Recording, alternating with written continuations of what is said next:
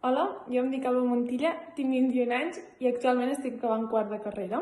Jo vaig fer batxillerat científic aquí a l'Institut Antoni Pous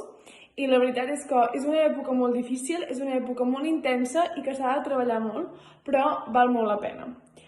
En la meva opinió, l'institut té molts bons professors i és el que més destaco, ja que